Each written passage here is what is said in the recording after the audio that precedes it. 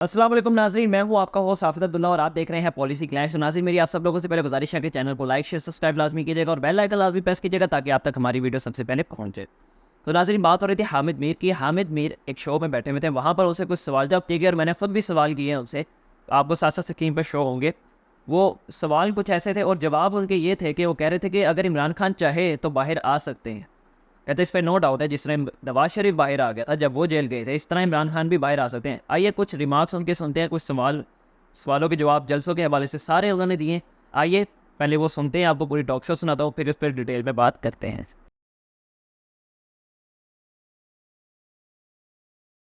कि इमरान खान साहब अगर चाहें तो वो जेल से बाहर आ सकते हैं, जैसे कि नवाज शरीफ साहब भी जेल से बाहर आ गए थे। कोई और कोशिश कर रहा है कि उनको एक्सटेंशन दिलवाई जाए किसी ना किसी तरीके से, इसीलिए सदारती ऑर्डिनेंस भी जारी हुआ है। पैमरा कोई ऑर्डर जारी नहीं करती, कोई अदालत ऑर्डर जारी नहीं करती, बस कहीं से टीवी चैनल्स और अखबारात की मैनेजमेंट को फ़ोन किया जाता है और फिर उस फ़ोन की बुनियाद पर काम चलता रहता है। प्रेस फ्रीडम के हवाले से और सेंसरशिप के हवाले से जो इस वक्त सूरत हाल है, ये इमरान खान के दौरे हुकूमत से बहुत ही बुरी है। जो लोग हमें डिक्टेशन देते हैं या हम पर सेंसरशिप लगा रहे हैं, उनमें अखलाकी जुर्रत नहीं है कि खुद सामने आए और कुछ एंकर्स को अपने साथ मिला के, कुछ कॉलम नगारों से अपने हक में कॉलम लिखवा के ये पाकिस्तानी अवाम को बेवकूफ़ नहीं बना सकते। ये जब चीफ जस्टिस नहीं थे तो ये मीडिया फ्रीडम के बहुत बड़े लंबरदार थे, लेकिन इनके दौर में सहाफ़ियों पर झूठे मुकदमात बने, सहाफ़ी गिरफ्तार किए गए। इस्टेब्लिशमेंट से वो मुज़ाकरात कर रहे हैं अली मीन गंडापुर के ज़रिए, काफ़ी अरसे से कर रहे हैं, लेकिन उन्होंने कोई डिक्टेशन कबूल नहीं की है, इसलिए वो अभी तक जेल में है।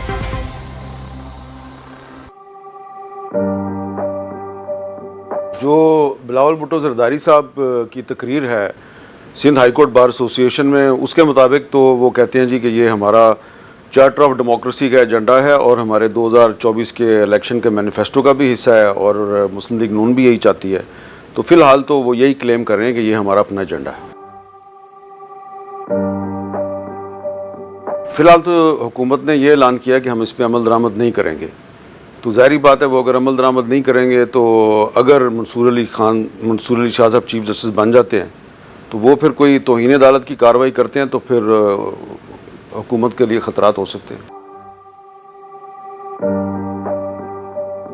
मैं एक जर्नलिस्ट हूँ, मैं उन लोगों में शामिल नहीं हूँ जिन्होंने ये फ़ैसला करना है कि इमरान खान को कब तक जेल में रखना है।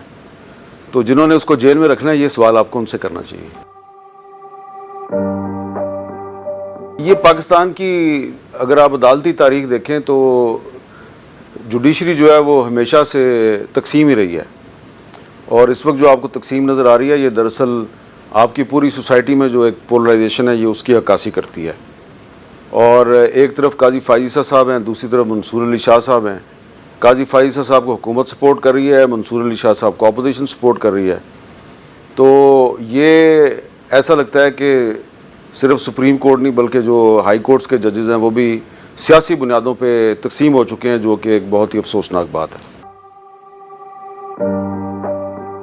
पाकिस्तान तहरीक इंसाफ ने पंजाब की हुकूमत को दरख्वास्त दी थी कि मीनार पाकिस्तान में जलसा करने की इजाज़त दें। उन्होंने कहा कि नहीं, आप मीनार पाकिस्तान में जलसा नहीं करेंगे, आप चुंगी अमर सदू में जलसा करेंगे। तहरीक इंसाफ ने उनकी ये बात मान ली। तो अब अगर तहरीक इंसाफ और मुस्लिम लीग नून अगर राज़ी हैं और दोनों जो हैं वो किसी का नाम नहीं ले रहे, तो आप क्या चाहते हैं कि मैं किसी और का नाम लूँ? जब तहरीक इंसाफ खुद हुकूमत पंजाब को दरख्वास्तें दे रही है कि खुदा के लिए हमें जलसे की इजाज़त दे दो, तो फिर उन्होंने इजाज़त दी है ना उसको। इमरान खान साहब जब भी चाहें वो जेल से बाहर आ सकते हैं। उनकी इस बात से मैं इत्फाक नहीं करता कि वो इस्टेब्लिशमेंट से मुज़ाकरात नहीं कर रहे या नहीं करेंगे। इस्टेब्लिशमेंट से वो मुज़ाकरात कर रहे हैं अली मीन गंडापुर के ज़रिए, काफ़ी अरसे से कर रहे हैं, लेकिन उन्होंने कोई डिक्टेशन कबूल नहीं की है, इसलिए वो अभी तक जेल में है। इमरान खान साहब अगर चाहें तो वो जेल से बाहर आ सकते हैं, जैसे कि नवाज शरीफ साहब भी जेल से बाहर आ गए थे। तो वो जब नहीं चाह रहे तो नहीं आएंगे। मेरा ख्याल है वो अभी पिंडी में भी जलसा करना चाह रहे हैं, फिर मियांवाली में भी करेंगे और फिर वो 2 अक्टूबर को मीनार पाकिस्तान लाहौर में भी जलसा करेंगे। तो वो पंजाब में ही कोशिश कर रहे हैं मोबिलाइज़ करने की, ये उनकी एक पॉलिटिकल स्ट्रेटजी हो सकती है। देखिए, ये है सबसे अहम सवाल कि आज के दौर में पाकिस्तान में जो मीडिया की आज़ादी है वो कितनी है और मीडिया जो है वो कितना सच बोल रहा है, ये एक बड़ा अहम सवाल है। अब जो इस वक्त पाकिस्तान में जो मीडिया की सूरत हाल है वो वही है जो इस वक्त पाकिस्तान में पार्लियामेंट की और जुडिशरी की है। जिस तरह आपको पार्लियामेंट के अंदर बहुत पोलराइजेशन नज़र आ रही है और पार्लियामेंट आपको ऐसा लग रहा है कि कमज़ोर है, और पिछले दिनों तो पार्लियामेंट की बिल्डिंग के अंदर से जो कौमी असम्बली के मेंबरान हैं उनको गिरफ़्तार कर लिया गया, नकाबपोश गिरफ़्तार करके ले गए। इससे पता चलता है कि पार्लियामेंट कितनी कमज़ोर है। और जो जुडिशरी में पोलराइजेशन है वो आपके सामने है कि चीफ़ जस्टिस काजी फ़ायज़ ईसा साहब जो हैं वो बज़ाहिर तो ये कहते हैं कि जी मैं एक्सटेंशन में इंटरेस्टेड नहीं हूँ, लेकिन दूसरी तरफ हुकूमत जो है वो एक कॉन्स्टिट्यूशनल कोर्ट बनाने की कोशिश कर रही है और उसका सरबराह काजी फ़ायज़ ईसा साहब को बनाना चाहती है। जिस तरह काजी फ़ायज़ ईसा साहब ने एक सदारती ऑर्डीनेंस के ज़रिए अपने इख्तियारात जो हैं वो बहाल करवाए हैं, उससे तो ये लगता है कि उनका मूड नहीं है। अगले महीने 26 अक्टूबर को उनकी रिटायरमेंट होने वाली है। लगता तो ये है कि उनका मूड नहीं है कि वो रिटायरमेंट जो है वो उस पर जा रहे हैं। वो शायद कोशिश कर रहे हैं या कोई और कोशिश कर रहा है कि उनको एक्सटेंशन दिलवाई जाए किसी ना किसी तरीके से, इसीलिए सदारती ऑर्डीनेंस भी जारी हुआ है। तो वहाँ पे भी आपको पोलराइजेशन नज़र आ रही है। जस्टिस मंसूर अली शाह साहब जो हैं वो उनकी बात नहीं मान रहे। यही सूरत हाल मीडिया में भी है, और मीडिया में आपको नज़र आ रहा है कि जब सुप्रीम कोर्ट ऑफ पाकिस्तान का 8 जजेस का फ़ैसला सामने आता है तो टीवी चैनल्स पर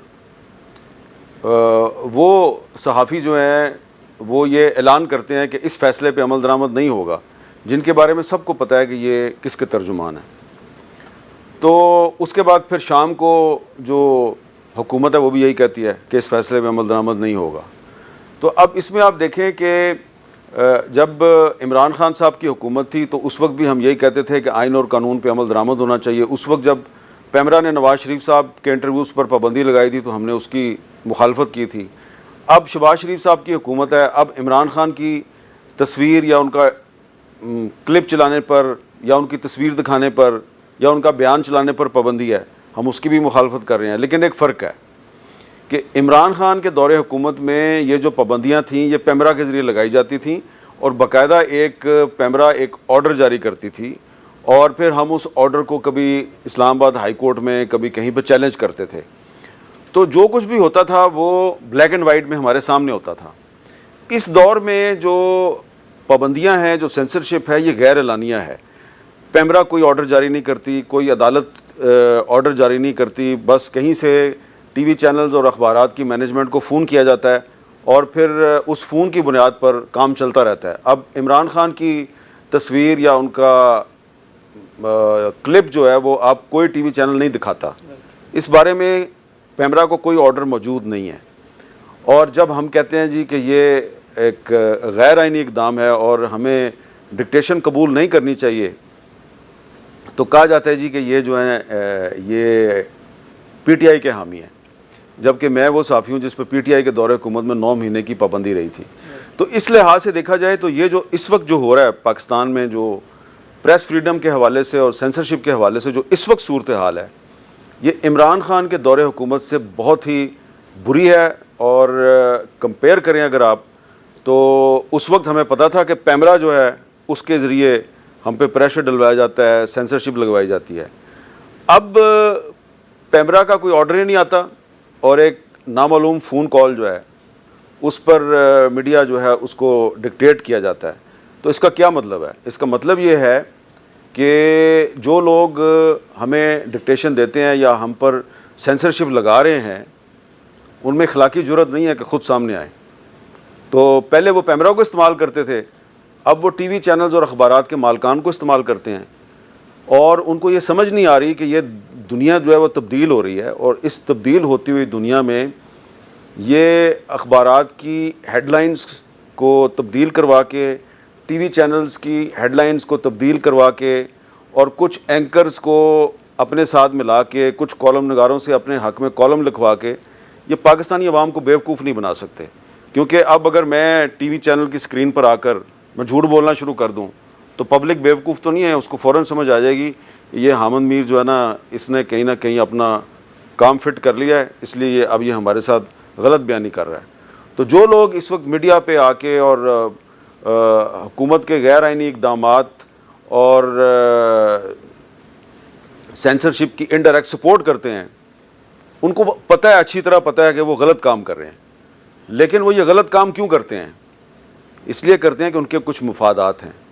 और इसलिए हमने पहले भी इमरान खान के दौर में भी सेंसरशिप को मुस्तरद किया था, हम आज भी मुस्तरद करते हैं, और आइंदा भी जो हुकूमत आएगी उसने भी अगर सेंसरशिप लगाई हम उसको भी मुस्तरद करेंगे। लेकिन अफसोस मुझे ये है कि जितनी सेंसरशिप मौजूदा चीफ जस्टिस काजी फाइज ईसा के दौर में हमने देखी है पिछले 1 साल के दौरान, क्योंकि ये जब चीफ जस्टिस नहीं थे तो ये मीडिया फ्रीडम के बहुत बड़े लंबरदार थे, लेकिन इनके दौर में सहाफ़ियों पे झूठे मुकदमात बने, सहाफ़ी गिरफ़्तार किए गए।